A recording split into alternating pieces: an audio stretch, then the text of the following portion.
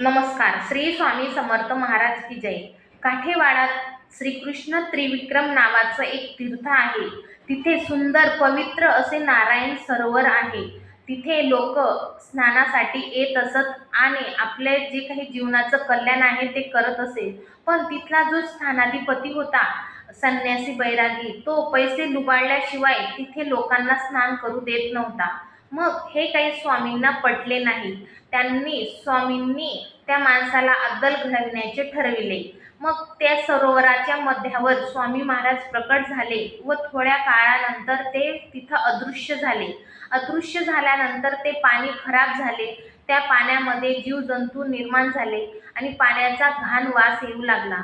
मग लोकांनी स्नान करण्यासाठी येणे तिथे बंद केले. मग त्या स्थानाधिपतीला पश्चाताप झाला आणि त्यांनी स्वामींची माफी मागितली. मग स्वामींनी त्याला आदेश